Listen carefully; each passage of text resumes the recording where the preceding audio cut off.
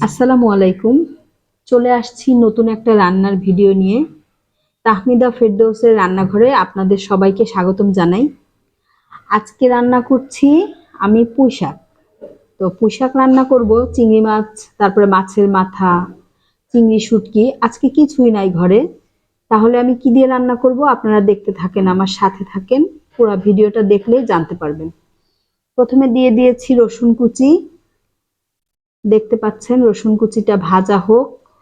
আর আপনাদের পুঁইশাকের কিছু উপকারিতা বলি আমি আপনাদের সাথে, ঠিক আছে? পুঁইশাক আমাদের চারপাশে অনেক হয়, তাই বলে এত বেশি হওয়ার জন্য অবহেলা করার কিছু নাই। এতে আছে প্রচুর পরিমাণে ভিটামিন বি, সি ও এ। এর সাথে আছে প্রচুর পরিমাণে ক্যালসিয়াম আর আয়রন। আমাদের শরীরের বৃদ্ধির জন্য যেমন ক্যালসিয়াম বা আয়রন দরকার, তেমনি ভিটামিন থাকার জন্য আমরা অনেক রোগ থেকে মুক্ত পেতে পারি।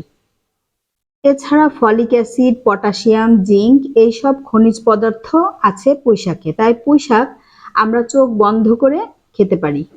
পেঁয়াজ এবং রসুনটা ভাজা ভাজা হয়ে গেছে। আমি আজকে পুঁইশাকটা কিভাবে রান্না করব আপনারা দেখতে থাকেন আমার সাথে। দেখলেই বুঝতে পারবেন, যেহেতু রেসিপিটা পুরাটাই আমি শেয়ার করেছি। আপনারা কিন্তু এই শাকটা এভাবে রান্না করে খেয়ে আমাকে জানাবেন আপনাদের কেমন লেগেছে। এখন আমরা পুঁইশাকের কিছু উপকারিতা জেনে নেই, কি কি উপকারিতা পাই। একটু পানি দিয়ে দিলাম কেন বলেন তো, যেন মশলাটা পুড়ে না যায়। আমি এখানে কিছু মশলা অ্যাড করব, আপনারা দেখেন। আমরা পুঁইশাক খেলে ডায়াবেটিক কমবে, ক্যান্সার প্রতিরোধ করবে, অ্যাজমা আটকাবে, ব্লাড প্রেশার কমবে, হাড় শক্ত হবে, স্বাস্থ্যকর চুল এবং ত্বকের জন্য অনেক উপকারী, হজম ক্ষমতা বাড়াবে, শিশুদের বৃদ্ধিতে পুঁইশাক অনেক উপকারী। তারপরে চোখ ভালো রাখে, এনার্জি বাড়ায়।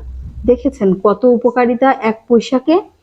এখানে আমি দিয়ে দিয়েছি মশলা, হলুদের গুঁড়া, মরিচের গুঁড়া, লাল মরিচের গুঁড়া আর একটু ধনিয়ার গুঁড়া দিয়েছি, ঠিক আছে? দিয়ে মশলাটা কষায় নিচ্ছি।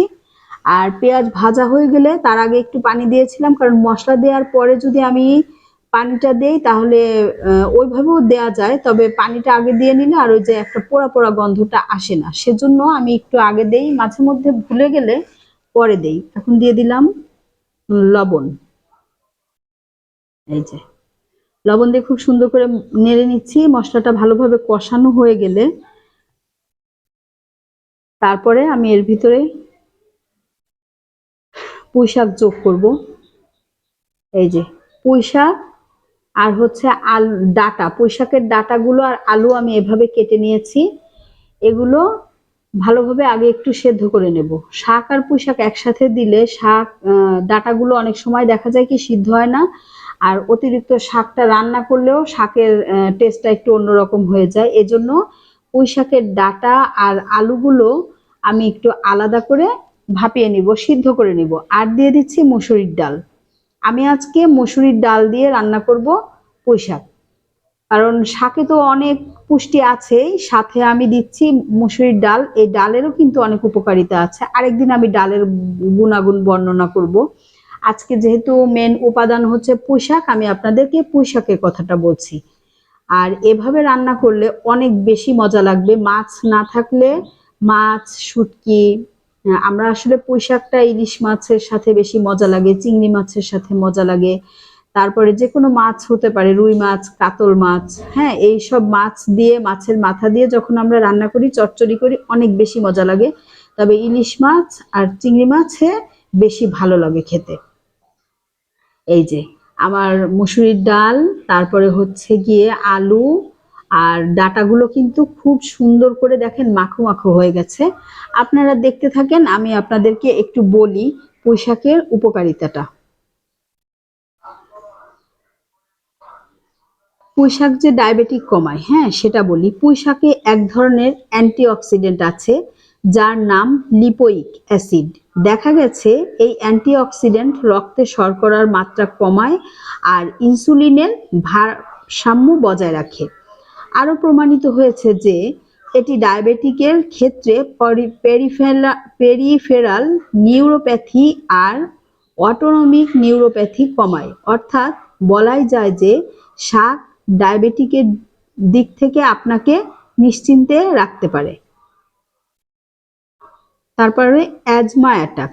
একটি গবেষণা দেখা গেছে যে ৬ থেকে ১৮ বছর বয়সী ৪৩৩ জনের মধ্যে যাদের অ্যাজমা আছে তারা তাদের সঙ্গে দেখা হয়েছিল ৫৩০ জনের মতো শিশুদের যাদের অ্যাজমা নেই। দেখা গেছে যাদের অ্যাজমা নেই তারা কোনো না কোনোভাবে পুঁইশাক বেশি খান। আসলে পুঁইশাকে আছে বিটা ক্যারোটিন, আর এই বিটা ক্যারোটিনই অ্যাজমা হতে দেয় না।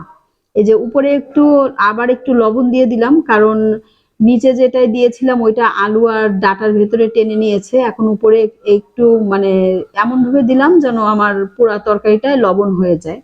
একটু শাকের উপরে দিয়ে দিলাম, আর দিয়ে দিলে শাকটা মিশে যাবে। যখন আমি ঢেকে রাখবো তখন তাড়াতাড়ি মিশে যাবে। আচ্ছা, আপনাদের কাছে কি লোভনীয় লাগছে দেখতে? আমার কাছে দেখতে মানে আমি তো খেয়েছি, অসম্ভব মজা হয়। আর আমি সবসময় এভাবেই রান্না করি, কারণ সবসময় ঘরে আসলে মাছ থাকবে, চিংড়ি মাছ বা যেসব মাছ দিয়ে আমরা খেতে চাই এটা কিন্তু আসলে হয় না। তো না থাকলে কি আমরা শাক খাবো না? সেজন্যই আমি এই রেসিপিটা আপনাদের সাথে শেয়ার করেছি। আর বর্তমান বাজারের যেই অবস্থা, সবার মাছ কিনে খাওয়া সবসময় সম্ভব হবে না। তো মাছ খেতে পারবো না জন্য যে পুঁইশাক মজা করে খেতে পারবো না তা কিন্তু না। আমি আপনাদের সাথে প্রতিদিন একটা করে এরকম খুব অল্প অল্প বাজেটের রান্না আপনাদের দেখাবো, যে অল্প খরচে কি পরিমাণে মজাদার তরকারি রান্না করে খাওয়া যায়। আর দেখতেই পাচ্ছেন কি পরিমাণে লোভনীয় হয়েছে, অসম্ভব মজার। এই শাক চচ্চড়ি বলেন, শাক ভুনা বলেন, এইটার সাথে আপনি যখন এইভাবে রান্না করে ভাতের সাথে খাবেন, সাদা ভাতের সাথে, আপনার আর কোনো তরকারির প্রয়োজন হবে না। এটা দিয়েই আপনি একদম পেট ভরে ভাত খেতে পারবেন। আমি বলছি আপনারা রান্না করে খেয়ে দেখবেন। এই যে এভাবে ঠিক মাখো মাখো করে মুসুরির ডাল, পুঁইশাকের ভেতরে দিয়েছিলাম আলু। আলুগুলো হালকা একটু ভেঙে দেবেন, তাহলে গা মাখা ভাবটা আসবে। দেখেন কত সুন্দর লাগছে। এখন আমি আপনাদের সাথে সার্ভ করে দেখাচ্ছি যে রান্নাটা কেমন হয়েছে। আর আপনারা অবশ্যই আমাকে কমেন্টস করে জানাবেন আপনাদের কেমন লেগেছে দেখতে। আর রান্না করে খেয়ে আমাকে কিন্তু জানাবেন আপনাদের কেমন লেগেছে। ঠিক আছে? আমি সার্ভ করছি, আপনারা দেখতে থাকেন। সেই ফাঁকে আমি আপনাদের কাছ থেকে বিদায় নিয়ে নেই। আসবো আবার নতুন কোনো ভিডিও নিয়ে। সেই পর্যন্ত সবাই ভালো থাকবেন, আমার জন্য দোয়া করবেন, আমার সাথে থাকবেন। সবাইকে অনেক বেশি ধন্যবাদ, ভালোবাসা জানিয়ে আজকের মতো শেষ করছি। আসসালামু আলাইকুম।